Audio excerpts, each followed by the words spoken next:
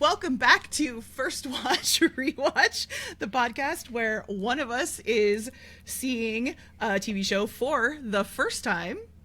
And the other one has already seen what is coming. Absolutely. I am Sarah, this time on The Rewatch. And I'm Tom, watching The Good Wife for the first time. Today we are covering season 1, episodes 3 and 4, called Home and Fixed. You ready to dive in, Thomas? So long as I don't have to be fixed, I think we're good. That's not what we're talking about. Yeah. At all. Nope. Okay. My mother would like some grandkids. Oh, God. Let's move on. Let's move on. That is not what this... A minute and a half in. Oh, boy. This is... I didn't start the chaos. That was you starting chaos. That was all you. It's been a while since we've done one of these. Like... 2 weeks. 2 weeks. It's been a long time. And in that time, I've finished school. You've been on vacation. Yeah, nothing's wrong. Everything is fine. Okay, so our 2 episodes, let me give us a little rundown of these 2. So episode number 3 is titled Home. It is directed by Scott Ellis, written by Dee Johnson, first aired on October 6th, 2009. Alicia returns to her old, upscale neighborhood to defend a former friend's teen son who is accused of murdering a security guard at a friend's house. The 18-year-old man admits that he was at the home but claims he's innocent of the crime. Carrie Agos is assigned to help Alicia with the case, even though he has never tried one in court. Live reads are hard. They are. I do them all the time. And notice I don't fall apart when I don't get it perfect. And then episode number 4 is Fixed, directed by Daniel Minahan, written by Todd Ellis Kessler. Original air date October 13th, 2009. And Alicia discovers evidence that a juror may have been bribed with $35,000 in a class action lawsuit against a major pharmaceutical company. Alicia's client was paralyzed after taking one of the company's drugs. Meanwhile, Peter's lawyer tries to get Alicia to help in her husband's defense and attempts to bribe her with gifts. Excellent. So, Tom, in general, overall, big picture, what stood out for you for these 2 episodes? So I watched these 2 weeks ago. We were going to do it at that time and do a double recording, and then life got in the way. So I had to rewatch these again over the weekend. Mm-hmm. I'm still having trouble connecting with some of the characters. Okay. There are characters that I like. There are characters that I think I'm supposed to dislike, but they feel like somewhat stock characters. Okay. And I'm still not sure that I identify or understand or connect with any of the major characters yet. Okay. So who are you? You had said last time, right, that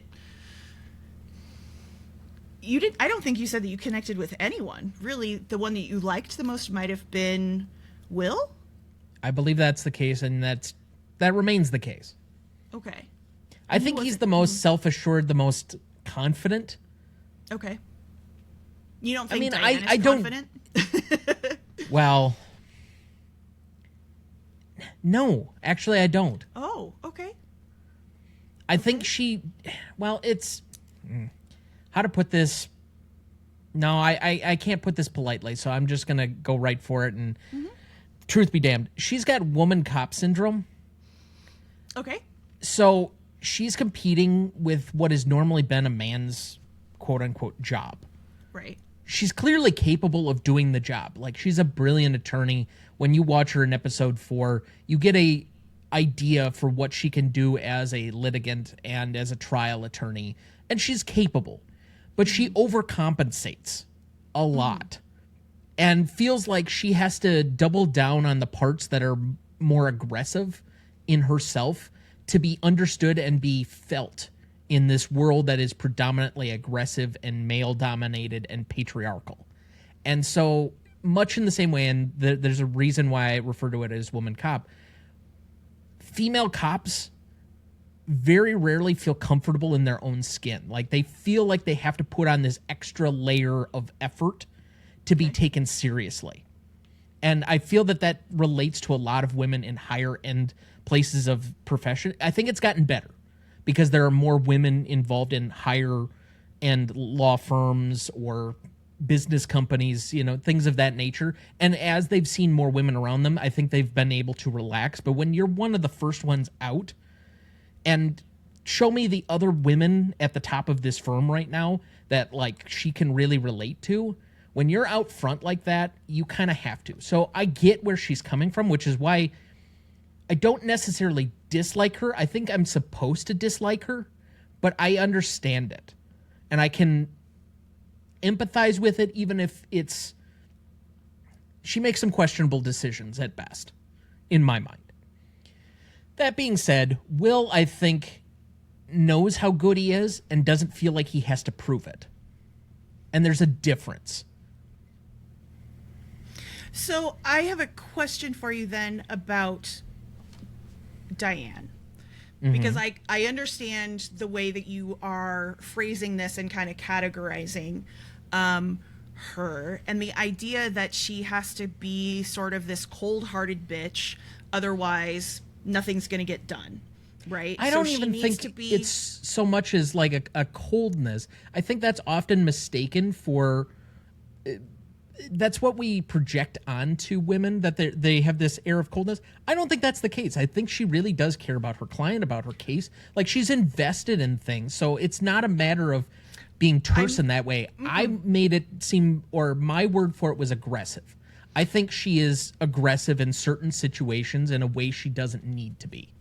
Right. And I'm not saying with her clients. I'm saying more when she is talking to other lawyers, right? When she is trying to, in the firm, be more of a leader, or when she's in the courtroom, those types of things where she is having to perform in some way, not necessarily when she is planning things out in a more relaxed environment with her clients. Because here's kind of my question. Okay. You did speech and debate in high school. Yep. How many girls did speech and debate with you in high school? On a percentage level, I think it was about 50-50. Okay. Do you remember anything in particular about the girls who competed? It was a small group, so there weren't a ton of us. Sure.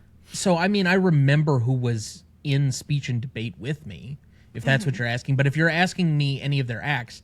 No, but I don't remember. No. I think there's only one that I remember, and it was somebody we were competing against. I don't remember what I did. That's not necessarily what I'm asking. I'm asking, like, what were they... Do you remember if they ever expressed that things were harder for them as young women, if they were treated differently, if they were up against... Did you have mixed gender teams, or was it, like... just girls competing with girls, that type of thing? Yes, I think it was both. I think we had teams, but we also had gender-specific competitions, and then we'd have, like, doubles or something to that effect. It's hard for me to remember. I only did it for, like, a year and a half, maybe 2 years, and I don't remember a ton about it. Like, it was not big for our school. Our school was very tiny, so it's... You didn't even really have to compete. You just basically signed up for it and you were involved. Okay. Which was like with sports with us. I signed up and I played on the baseball team, which meant I sat for every single game and took the scoring book for all 4 years of high school and got the golden pencil all 4 years of high school. Okay. Got it. So I have taught speech and debate. I've never competed in speech and debate, but something that I noticed as a coach and then interacting with other people who have done a lot of speech and debate, or who are other coaches, and one of the and it's evolved even since I was coaching, where there were specific rules for female competitors. They had to wear skirts, they had to wear stockings, they had to do all of these things that was not, obviously they don't expect the boys to wear skirts, but they did not have the option, for example, of wearing trousers, even if it was a suit, right? So it was very, very, very rigid. Then there were additional expectations and things that unfortunately I had to coach my female students on, in that you are going to be perceived that you are being bitchy when you are being aggressive. And they will make emotional defenses against you and say that you are too emotional and can't give a non-hysterical answer because you're being aggressive in exactly the same way. And we need to make sure that you have tough, like, I'm literally setting them up to be prepared to be eviscerated as women, right? They're going to make fun of you and mock you and all of these types of things. Judges are going to score you lower purely because you're girls and that type of thing. So the way that the show presents Diane and how it's being acted, at least through the, I have not watched past 4. So let me be clear that I'm trying to watch these in the limited fashion. I'm trying not to watch ahead or get anything additional evidence, as is the point of the show. I think she is aggressive in 2 ways and towards 2 people. Alicia, because she sees her as a threat, and towards Will, because she's trying to remain an equal and doesn't feel like she can remain on the same footing without being a little extra assertive. Okay. Do you... so here's my other question then. She's older than both of them. So there's this part of me that feels like you shouldn't feel threatened. You are established. I right? agree. I can feel like I can understand the thing with Will. They're partners, but they have vastly different ways that they approach things, vastly different demeanors. Do you think that she's threatened by Alicia, or that she... It's spelled out exactly that she's threatened in, like, the pilot episode, essentially. Sure. Will basically calls her on it, which I find it really odd the way that this firm seems to operate. Like, I haven't seen 2 partners get together this often to make decisions on one partner's case, as is evidenced in episode 4. Like, it doesn't make, in a big firm like this, there's so much separation between people doing various different things. And frankly, the partners are very rarely going to be, like, the people actually in litigation in court.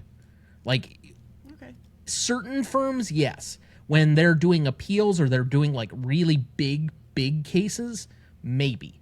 But outside of that, the named partners, like, neither one of them seems to be a managing partner who's running the day-to-day of this firm. It's just like, we're going to fly by the seat of our pants. We've got like 20 different other lawyers, and the only people that we're talking to are the 2 newest ones, one of which we're planning to cut.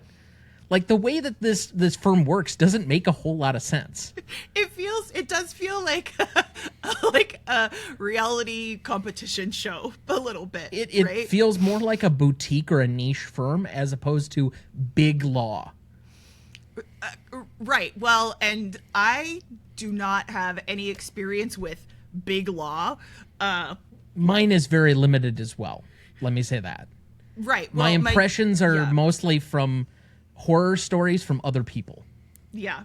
Well, right, because my dad was self-employed, and he has existed in offices with other lawyers, but they were never part of a firm. The amount of partner crosstalk and, like, consultation on individual cases feels more like what my firm is, and my firm is not big law. Got it. Yeah. Well, so Diane, complicated character then, but you just don't know how to feel about her right now. No, I don't think I don't know how to feel about her. I think that they're presenting her as a foil, as somewhat of a villain. Oh, okay. Yes. And I don't necessarily feel that way. Like, okay, she makes more sense to you than you think they're giving you credit for. So these 2 episodes really started to try and flesh out that Carrie and Diane are supposed to be the villains. Yeah.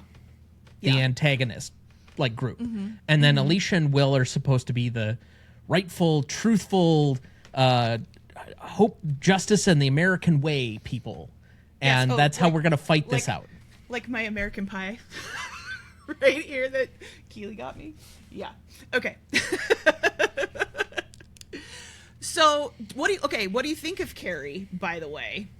Because we saw him a little bit more these episodes. We get a very specific example where Will, yet again, and I think some people have a talent for just, like, being able to eviscerate people with a very small subset. And when he drops by and they have that private conversation after hours, and he says, Alicia's a natural. She doesn't have to try so hard. And he clearly is taking a shot at Carrie. It's like, yeah, you've now exactly summed up his entire character. He's a tryhard. And I think that's why he gravitates towards Diane. Again, Diane is supposed to be the person that has to overcompensate, that has to work extra hard to be taken seriously, the marginalized type of character. And somehow in this, the cisgendered white guy of some level of privilege has become the marginalized figure that is the tryhard, whereas the woman who's been wronged and been out of legal practice for a while is somehow the person that's natural and comfortable and we're supposed to root for. I don't know. It reverses the gender roles on those two a little bit. So I do find that a little interesting, but it clearly, by the end of 4, is setting up this dynamic where Diane feels unethical and deceitful and whatever. And why is that, though? Because realistically, by the ethics rules, she's breaking about 4 of them by continuing to go on with the class action lawsuit.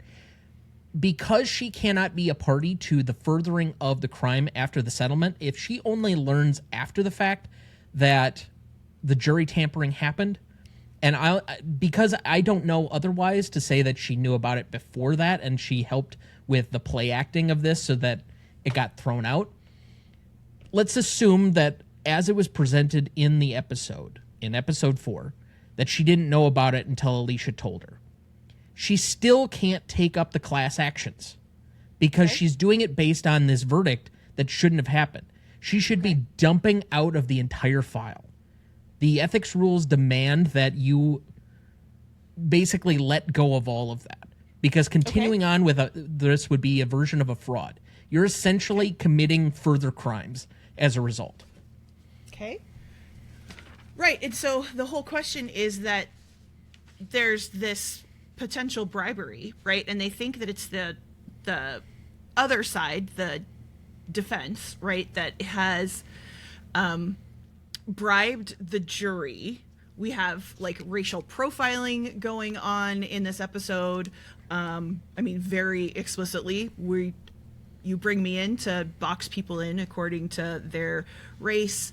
We have Calinda going and doing insane, like, investigating to try to figure, I mean, she's going to, like, great lengths to do investigations. And then, of course, we find out at the end that it was the good guys, right, who bribed the foreman and not the defense. So, meaning that Alicia's side and explicitly Diane's side, right, they were not them specifically, but their clients bribed the foreman. So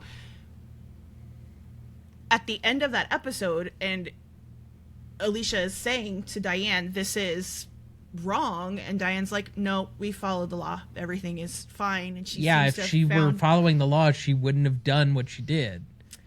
That's bullshit. That's basic ethics in law school.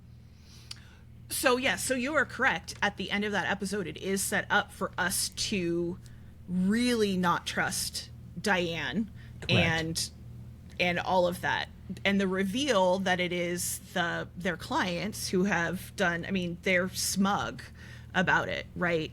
And Alicia feels like she's been taken for a ride. It's a little bit unclear, though, whether or not Diane assisted in Correct. that. I'm going to assume for right now, lacking better evidence, that she did not. Because that's how it was presented. Yeah. But if she did, then it's even worse. It's even worse. Because now she doesn't have privilege, she doesn't have confidentiality, because she furthered in the effort of breaking the law. So she's in kind of why am I drawing a blank on Trump's former lawyer? Mr. Trump. Michael something. I don't. It doesn't matter. Make it a habit to know what his lawyers are. That's fine. It's Michael something. He was a New York lawyer. I can picture him, but I can't think of his last name. It doesn't actually matter. But the point is that Michael Cohen. Anyway, he was helping Trump commit crimes, and so he ended up taking a plea bargain because, as part of it, if you are part of the conspiracy, you are not protected by the law as the lawyer outside of it. So if she was involved in the bribery scandal or whatever else, now she's suspect to a whole other sort of things. And anybody else who touched the case is equally like a part of this whole thing and could be charged. So there's a whole lot there that's underneath the surface. But if we're just taking it at face value, realistically, she should be returning the money. She should be declining a fee and not representing them any further and not representing the class action. Okay. That's something that I never even considered. Like, I didn't even take it that far. Right. Well, this is the difference between having taken ethics in law school. Like that. Now, realistically, is any attorney going to return that fee? No. But if you're following the law, the ethics rules demand that you should be declining the fee and then like withdrawing from everything. So then here's my other question for you. It is ambiguous, right? Mm-hmm. And you're saying we're deciding that she didn't know. But it's ambiguous enough, do you think, that audience members can take that leap and think like absolutely. She did know? And so on purpose, you think we're maybe supposed to feel like, yes, what else is she doing wrong? Yeah. Yes, okay. That's how this character is being set up right now. Okay. Again, and it's like a lot of one-sided legal dramas. So when you have Law and Order, for example, like the opposition is the defense lawyers and the criminal and whatever else. You don't have inter-party fights. But when it's all this stuff going on inside one firm, you either have rivalries within the firm or you have an antagonist from the outside. Mm-hmm. Right now, because we're getting flavor of the week, we don't have a recurring villain or something else. The antagonist is within the firm. So they're setting up Carrie and Diane as one pairing versus Will and Alicia. Like, that's rather obvious. And these two episodes go to highlight the differences. But it's also trying to set Alicia on this path where she feels extra isolated from everybody around her. Mm-hmm. Mm-hmm, for sure. So then, across these two episodes, we also have Calinda. A big time in episode 4. But we see her go with Alicia to her old neighborhood to figure out what's going on with this young kid and this supposed murder and stuff. Tell me what you think of Calinda by the end of episode 4 and what you've seen of her. I feel like we're supposed to like her, but I don't feel like I know that character well enough yet to connect with her. We haven't gotten this like humanizing moment with her that allows us a little bit of space and time to kind of figure out who she is. And it feels at times like she's willing to be friendly with Alicia, but then she's definitely disagreeing with her on certain things. She doesn't want to get close to clients, which I get. Like, I have a certain aloofness or an armor that I build up with my own clients out of necessity because they get to go and react however they want, and that's the most important thing for them. I got to move on to the next hearing, the next appointment, whatever else, and move between these and to be effective at my job, because each one of them demands that I be the best that I can be. And if I'm emotionally invested in one case to the detriment of others, that's not fair. So in order to try and do that, I have to remain a little bit aloof. So I get where she's coming from with that. But by the same token, there isn't anything where we've had this reveal or this extra information. I feel there's going to be an episode on each one of them as we kind of go along, where it gives us more background on each one of these. That's normal TV, where you get like a Calinda facing episode that it's like really involved, and you get, because we've gotten a couple of Alicia ones where it's like flashing back, especially the home episode. I felt like that was really to signal what her past life was and the differences between the two and where her children are at. But I feel like we're going to get a Diane episode. We're going to get a Will episode. We're going to get a Carrie episode somewhere in the course of this season. And so then maybe after that, I will feel differently about that character. But right now, I really don't feel anything. It's not a dislike. It's not a like. She's there to help further the plot right now. Mm-hmm. And she's not... Yeah, I mean, we really just see her doing her job. The only sort of human thing we have is her telling Alicia that they need to drink certain types of cocktails and stuff when they win or She's whatever. A bit of a MacGuffin character. Ah, yes. Yes, she is. The only other information we have about her, I mean, she's young and I think she's devastatingly attractive. It's kind of distracting for me. Okay. I remember thinking that the first time I watched it, I was just like, oh, she's beautiful. Is that she doesn't like Peter, right? That they kind of clashed when they would come across each other. Obviously, she's an investigator. Was state's attorney, so they're not necessarily working together. But yeah, so...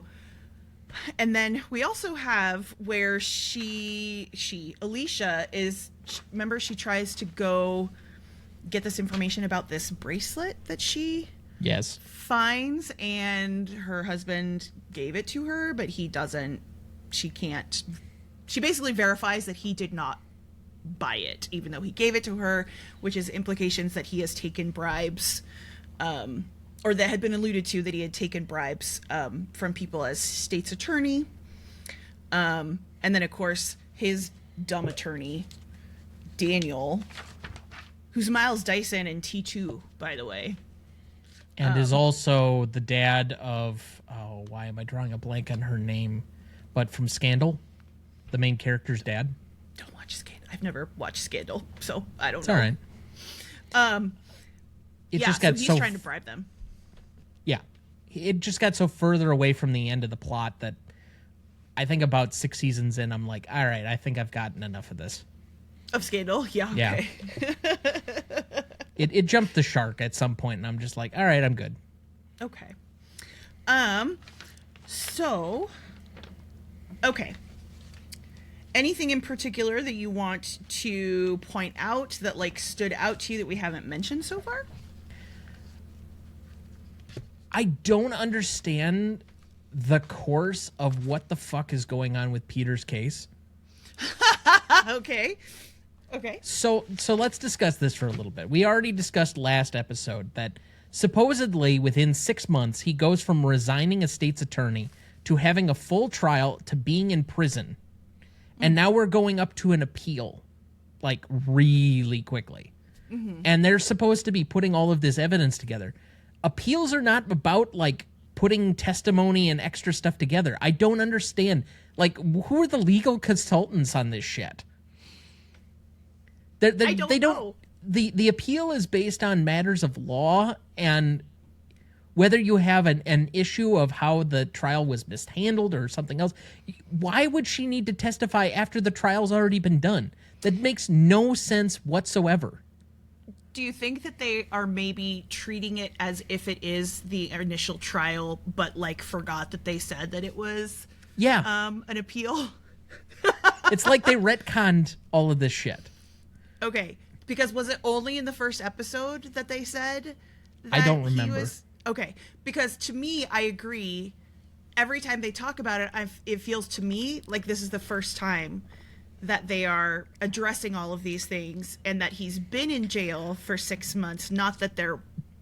I think you're right. But there's dual problems with that, because it was a nonviolent offense. Okay. He's very popularly known, or at least, like, if she found out about his affairs on CNBC, I think it was, or whatever it was, like, he's a very public figure. He can't really run anywhere. They'll take his passports. His money's going to be frozen. So he's no flight risk. And again, nonviolent offender. They probably would have given him a decent bail. So if his trial hasn't happened, he wouldn't be in jail. But they need him in jail. So the trial has to have already happened somehow. But also, it has to have not happened. So they are trying to have it both ways. It makes no sense. Is it okay? Do you think it's okay? What are your understandings of his actual crimes, though? Supposedly, it's for making false statements as a public official, which also isn't necessarily a crime. Okay. Like, yes, if he took bribery, but that's factors for removal from office. Very rarely is that ever going to be prosecuted. Well, it's like not going to put you in jail. They literally had a federal judge on tape accepting a bribe for cash in a paper bag, no less, and he didn't get impeached and removed from office. So the state's attorney for Cook County accepting bribes, like, he would have been so insulated from all of this bullshit, and he would have resigned, and then people would have let it go away. And that would have been that. The whole fact that this prosecution makes zero sense to me. And then further, layer on all the legal inaccuracies of how this story is being unfolded. Is it based on he got caught with prostitutes doing drugs? I mean, I guess in 2009 that would have been a big deal because we hadn't had grab him by the pussy yet, but we're in a different era post-Trump. Let's say that. I know we are, but so what I'm trying to figure out is, how did he end up in jail? And is it because my impression was always he's in jail because he was caught with prostitutes and he was caught doing drugs, and that the drugs were... But then that doesn't make any sense with his appeal. Sure, I'm just saying this is what my impression was, right? I'm not saying it makes sense. And that he was paying for the prostitutes and the drugs, and I think we're supposed to think it's like illicit drugs. He's not smoking weed. He's like, but then Alicia crack. Wouldn't need to testify at all. Like, what difference would it take for her to testify? I didn't know he was having affairs. I didn't know he was doing drugs. Okay, that's about the same information we had as before. Like, there's no exculpatory evidence from anything that she could say. So, and the way that episode focuses on her trying to help tell the story of how he wasn't lying, it has to do with public statements he supposedly made or things he said as the state's attorney, as a public official. But again, is that really a crime? I mean, he's literally, as the state's attorney, you're just, as a prosecutor, you're a political position. And politicians inherently lie all the time. So is that a crime, I ask you? No, but it's evidence of why we should not treat any politician like they are the savior or the messiah or infallible or anything like that, no matter whose side they are on, because they're all full of shit. Just saying. I won't agree with that statement. That is said by my co-host, and she stands by it alone. While I think a lot of them are poor and are in it for the wrong reasons, and definitely I'm very jaded about politics, there are good people in there. There are good politicians that I've met. Some of them have risen to higher rank, some have not. And I don't want to overgeneralize there. I mean, I am super generalizing. I know. Because I'm letting you. You are welcome to your own opinions. I'm stating my difference. I love that you just put out a disclaimer against me this time around. That is correct. I love it. That's so great. Okay. All right. So, politician bootlicking aside, which case do you think was stronger or kept your attention more? The home, like, representing this young kid that she, like, basically saw grow up, or this jury bribery case? I forgot to look up if Illinois has a felony murder statute, by the way.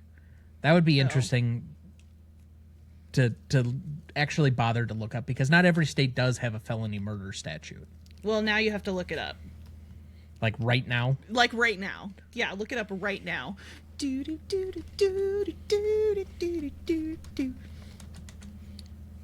I don't know what a good, like, TV lawyer fill-in music would be.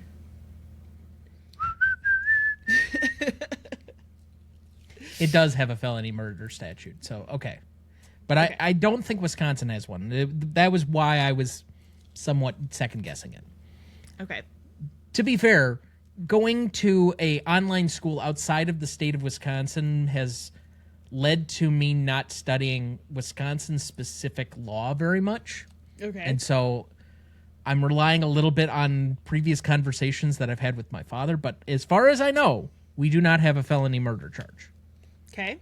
I could be very wrong, and I did not look that up, which I probably should have done, but that's beside the point. Okay. Jury tampering is juicier, but as far as the facts of the case and the legal accuracy in the rest of it, I think I was much more innately tied to the felony murder case, because that actually felt like there was some decent lawyering going on and people doing some good checking. And even the sprinkler system as your Perry Mason moment didn't feel like it was some weird out of left field thing. Okay. It felt like they had at least set it up and kind of gone in that direction. But I still think this flavor of the week kind of stuff, we went through 2 full trials in 2 episodes. Mm-hmm. Well, I shouldn't say that. The other case never really went beyond preliminary hearings. So at least that had some level of accuracy. But we went through a full civil trial in the course of the other episode. Like, yeah, don't these things just take 1 day each? No.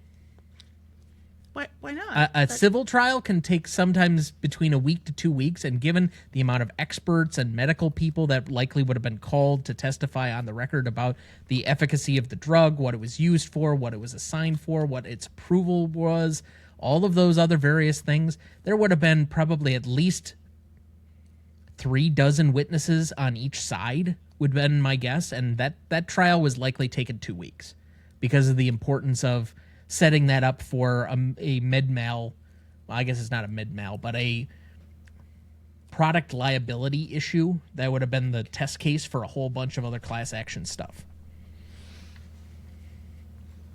So you don't feel like the timelines are accurate on any of these things? Never. Not once in this show.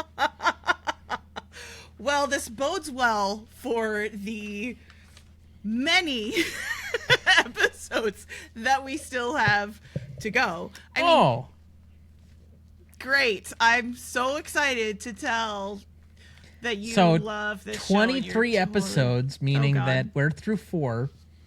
That means what? We have 10 episodes left of this second season to discuss this show before we turn the page to something else. Likely lawyering or crime related or no, if there's politically 23 based episodes, we've got 20 episodes, not 10. Yeah, there would be 10 episodes left. 10 episodes of us discussing 20 it. episodes of TV. Got it. See, this is why it gets a little bit confusing when it's not a 1-for-1, right? Our episodes contain 2 episodes. Yeah, but I just don't think there's enough to talk about in these 40-minute pop episodes right now to be able to discuss one by itself for a full hour. No. I would get bored. Frankly, like I'm wondering if we probably should try and re-speed this up, but that's just me. And how would you like to do that? Going back to 3, but it's fine. Going back to 3? We'll stay at 2. We could do 3. We can take our time. We can. Taking my time, I'm just moving on. Okay. I mean, it's not like I have a whole lot to do else in the rest of my life, so. No, you don't. You are just sitting around waiting. Just waiting for you to be ready to record. Yes. That's how that goes. All right, so you preferred. Is that your bitter berry back there? It's a boysenberry. I stand by my statement. From Knott's Berry Farm. It's your bitter berry. My bitter berry. Look, this is my Jossum shark.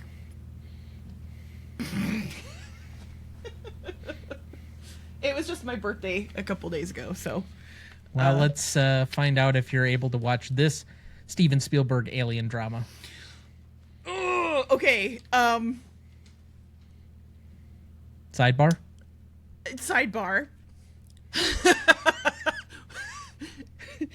Everybody's been asking me if I'm going to go see it. That's not true. You haven't asked me. That is correct. I am everybody. I am a member of everybody. You are the most impertinent. I was trying to say important, but it came out as impertinent, but that's also accurate. That's better than what it could have been. Yep. Impotent. Impotent. Okay. Yeah, now that's a problem there. Okay, so lots of people have been asking me if I'm going to see it because of E.T. And here's the problem. Can you just answer the question? No! What was the question? Okay. Am I going to see it? You just said no, so that's fine. All right, No, now we can move on. No, I said no, I can't answer the question. You said, can't you just answer the question? And I said no. Okay. Because I can't just answer the question. I'm going to have to see it. Fuck. And I'm very scared. It's going to be scary. Have you seen Close Encounters? A long time ago. I need to rewatch it. I mean, I have a feeling this is going to be more Close Encounters than it's going to be E.T. Or War of the Worlds. I liked War of the Worlds. I mean, them playing with the frickin' bike spokes was dumb. The clicky noises scare me. The, probe things scare me. The claws things scare me. Literally, I'm scared of aliens because of E.T. And so now he's making a serious alien invasion scary movie on purpose. Oh, is that what it's supposed to be? That's how it feels to me. I didn't take it that way because if it was like a true alien horror film, I would not be going to it. So you are going to go see it. What if it's really really it's scary? A Sir Stephen movie. Of course I'm going to go see it. I mean, that's exactly what I'm saying. Of course I'm going to go see it. But if it was like a true horror film, no, I'm not seeing that in theaters. I'm waiting until it's on VOD where I can watch it with my window shades completely open and it's mid-Saturday and I can stop it whenever I'm petrified and need to go piss because then it's not going to end up in soiling my pants. Okay. Because I'm a scaredy cat and I'm well aware of that. And it's cute. I want to watch a scary movie with you or a movie that you think is scary. Or that you think is going to be scary and have it not be scary. So, for example, I went to see Backrooms last week, and that was really scary, but not I wasn't scared by anything that was shown. Like, it was the psychological components of it that like wrecked me. If you want a good example, the vampire shit from Sinners was more terrifying to me than anything in Weapons.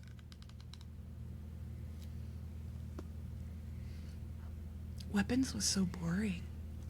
Okay, but you liked Weapons? I thought it was fine. Or it didn't bother you, I guess. No, it didn't bother me. But the vampires and Sinners bothered you. The specifically, them moving really quickly and then like chowing on somebody, that bothered me. So like, you don't like any of the new zombie stuff? I wouldn't know. I've never watched a single moment of zombie anything. Because they're fast and scary now. They didn't used to. Oh, okay. Then yes, I would probably. Like, if they're just moving slowly and it's like the Nazi zombie bullshit, like, that didn't bother me in the slightest. But yeah, if they're going to move like really fast and be terrifying, yeah, I probably would be. I mean, yeah, that's what Danny Boyle did with 28 Days Later. We suddenly had. Well, that I wasn't We going to suddenly had fast zombies. I mean, it's good. I loved it. I saw it in the theater like 4 times, but I mean, originally. But I also really don't like seeing that much brain. It's like going into a locker room.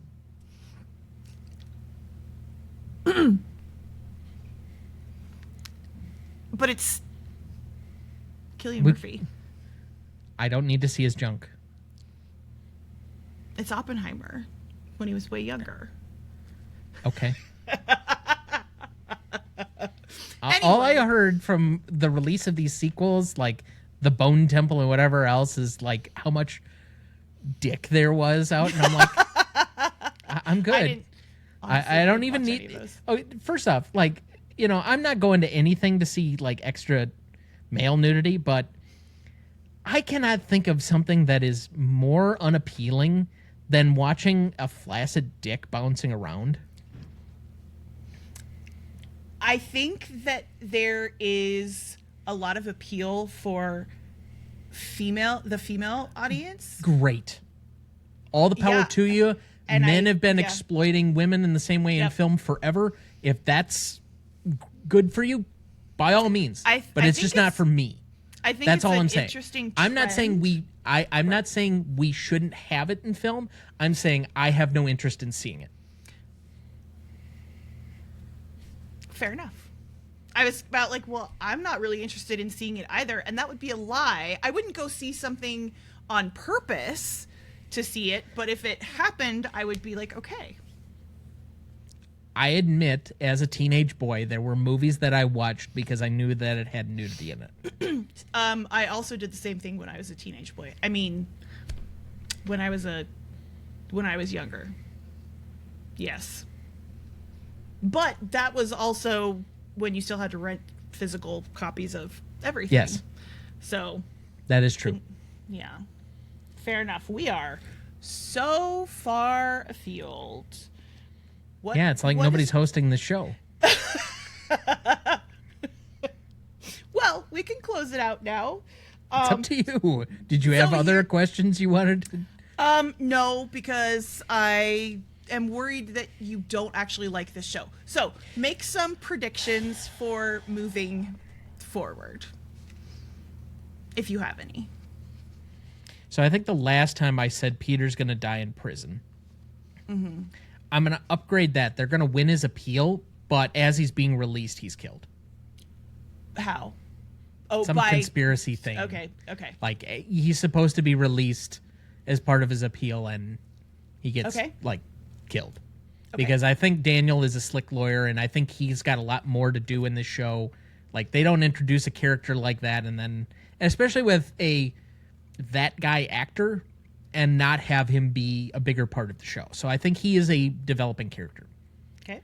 I think there will come a point where there will have to be a decision made where there may be a split in the firm between Will and Diane and the two factions, because that's where it feels like it's heading. And whether or not they split apart.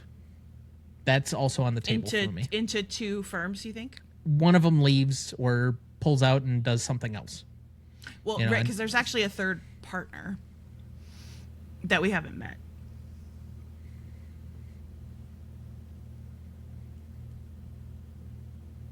And I can't think of what the partner's name is right now. That's okay, because you're really into spoiler territory now.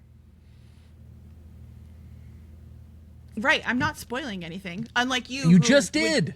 I did. I said there's a third partner. There's always been a third partner. Since when? We've never been introduced. The name of the firm has 3 names. It's not just 2 names. It does? I don't even remember the name of the firm.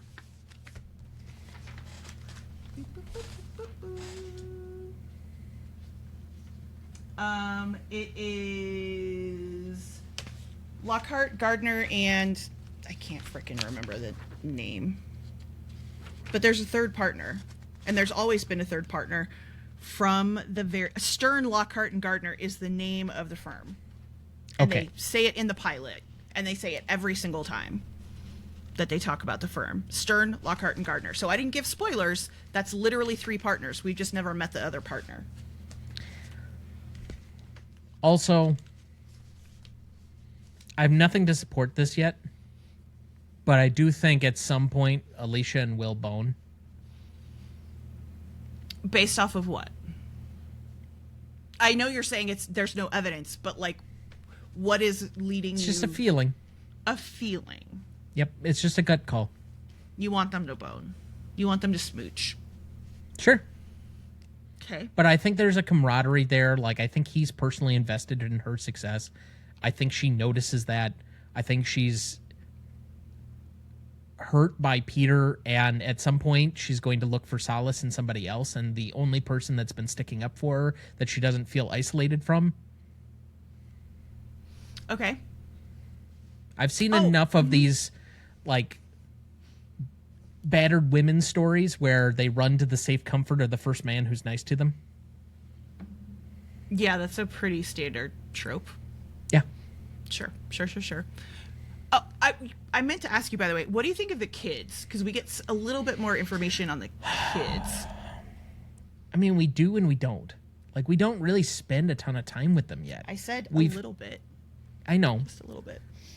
I feel like them and the mother-in-law and Peter, additionally, are going to get their own episode to kind of flesh them out more at some point. Okay. I think the kids are there, again, as somewhat of a MacGuffin. Okay. But I don't think they're fully realized characters yet. The show has not taken a lot of time to give us a ton of story and background on a lot of the characters that are in this show yet. I think it's still trying to figure out what kind of show it is, what characters to invest in, and so that's why I keep saying about episode 10, 11, or 12, I think you'll start to see what the coalescing identity of the show is supposed to be. Okay. Because that's how it is for most, especially like network TV shows that don't go through nearly the level of development that like a premium drama does. Like HBO is notorious for scrapping stuff because it doesn't work. And so then they'll go back to the drawing board and we want to adapt this property, but we spend a bunch of money on something that doesn't work. We're not going to put that out. We're going to make sure that what we're putting out is actually of quality. Okay. All right. Then last thought is, do you have any MVPs over these 2 episodes? Like either one per or one over the whole thing, or... So I think that depends on how you're going to define the MVP. The person who's doing probably the most work and is in more of the forefront of these episodes to me is Carrie. Okay. But I think the MVP in most sports awards is usually also based on, unless you just have overwhelming stats, is usually somewhat on a popularity basis. And so if that's the case, like, I don't like Carrie. I don't hate him, but I don't think we're supposed to like him. Okay.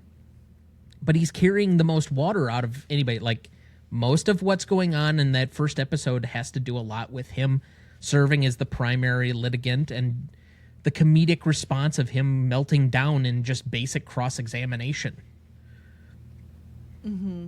and then his negotiating skills and the rest of it, and taking credit for winning Alicia's case, et cetera, et cetera, et cetera. And the second one, while he's not as directly involved, he's not in the background either. So I do think that he is, of the core characters that we're focusing on, we get about 6 of them right now that we're really focusing on from episode to episode. He's one of them. Right. Well, and as of right now, I think I had mentioned this before, that we're going to see kind of like a cycle through of the judges, right? So judges will eventually start coming back around. So we will, when we see a specific judge, we will have a reaction going, oh, we might think things are going to go a certain way. We'll start to know more of the like opposing counsels. So we'll be seeing other not just from the state's attorney's office, but yeah, from other firms and things like that. So all of those things are coming down the line, as you would expect, as you would hopefully expect, right? So we're going to see reoccurring side characters. But yeah, I think you're right about these are the main characters, and we will see what happens and how those play out. I mean, obviously I know, but I'm not going to say anything. Unlike you, when we were doing the West Wing, and I'm like, don't tell me. And you're like, I'm going to tell you anyway. So I'm not going to tell you. What was the examples of those? Because I don't recall that happening. With the stupid character that I didn't like. What's her name? Oh, yeah. Yeah. And you were like, no, let me tell you, she's gone. She doesn't exist. And I was like, oh, I mean, I would have been fine.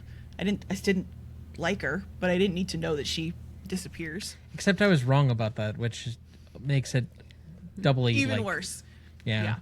Yeah. Yeah, you have me on that one. I'll admit fault. I'll take my hair shirt now.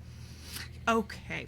All right. Well, so then here's my only other question for you. At this point, only other one. Yes, it is the only other one. Would you still keep watching this show if you did not have to watch it for this show? Or would you be like, I'm done. It's not interesting enough. And it's okay if it's not interesting enough.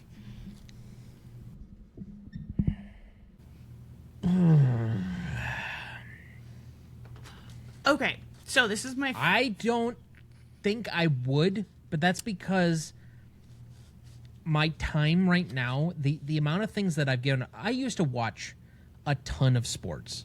Okay. Just peripheral sports.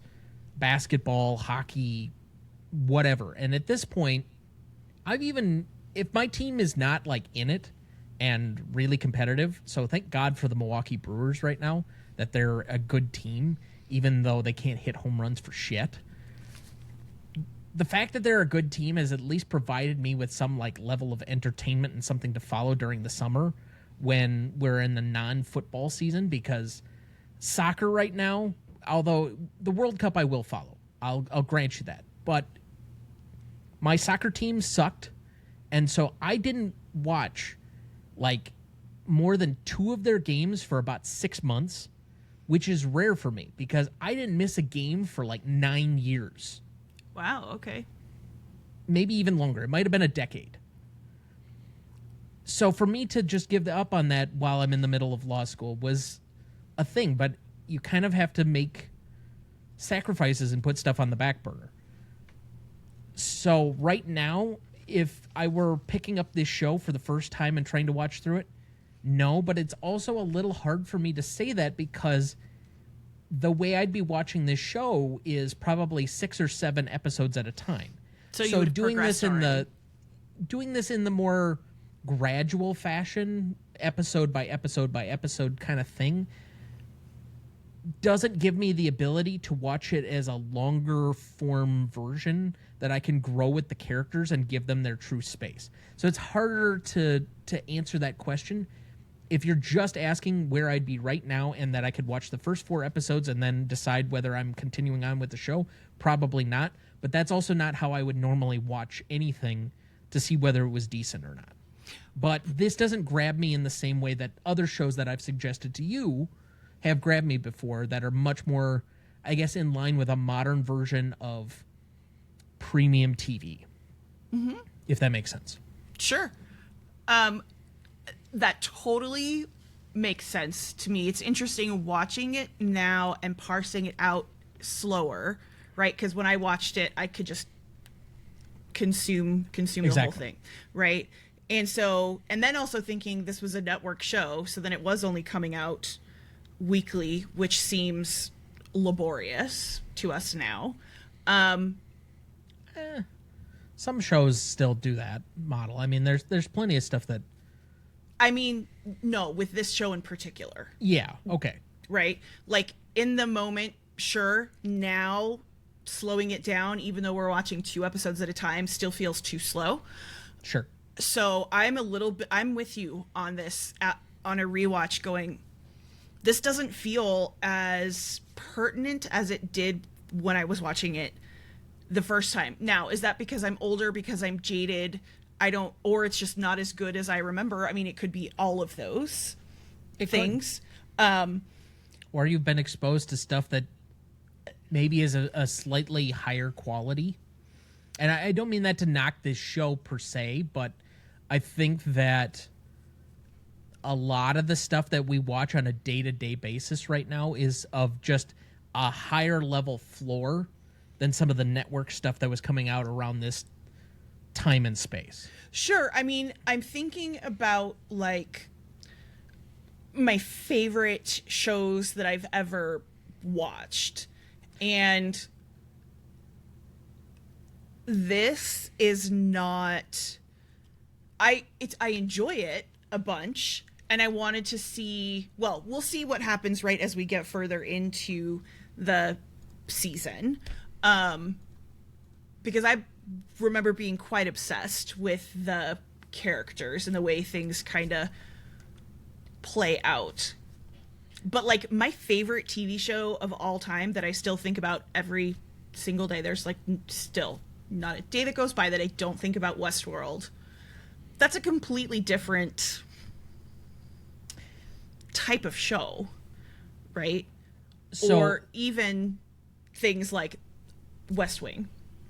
And I usually track this based on the Emmys. For me, is usually a good barometer of what is quality. Mm-hmm. Maybe not always getting what, in my opinion, is the best show right on a year-to-year basis, but at least the nominees feel like they're important shows, they're quality shows. Mm-hmm. We can coalesce around a bunch of them. Mm-hmm. So this year, in 2009, Mad Men, Big Love, Breaking Bad, Damages, Dexter, House, and Lost were the nominees for Outstanding Drama. Now compare that, and I know amongst those, you're talking about Mad Men and Breaking Bad as 2 of the great TV series potentially of all time. Mad Men ended up winning Outstanding Drama Series. I think that was near its like first year or something to that effect. And I think Dexter and House have their definite moments, but they're still of a different time and era. House and Lost being network TV shows feels like a completely different era. Here are the Outstanding Drama Series from this last year. The Pitt, Andor, The Diplomat, which is a higher level TV show than half of the network stuff at this point, but it's on Netflix. The Last of Us, Paradise, Severance, Slow Horses, and The White Lotus. That was last year. I would say that on a comparison point to point, the higher degree of quality, what they're exploring, the production value, the day-to-day is just operating at a completely higher level across the board of all of these shows.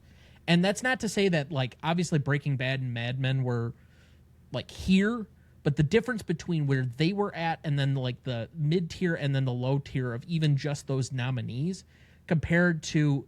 And the 10 that I even mentioned, that's not even talking about Outstanding Comedy Series, where you have a ton of other ones that are made at a much higher level quality. Shrinking, Nobody Wants This, at least the first season. Hacks, The Bear, Abbott Elementary.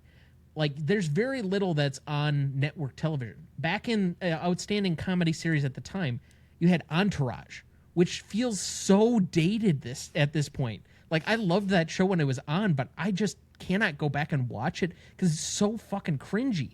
Weeds. I know that everybody, and including myself, loves How I Met Your Mother and The Office, but 30 Rock was the best comedy of that year.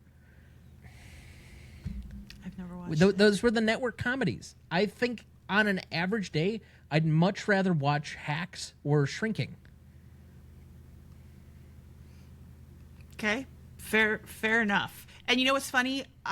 With all the love that people have for Breaking Bad, I watched it well after the fact, so I could just watch the whole thing. And I was like, okay, I'm gonna see how this plays out. And then when I was done, and I was like, I was entertained. I will never watch this again. It bothers me. It bothers me that people are obsessed with this show, and that is okay. People are allowed to be obsessed, of course, with it. But I'm just like, this is not for me. Like,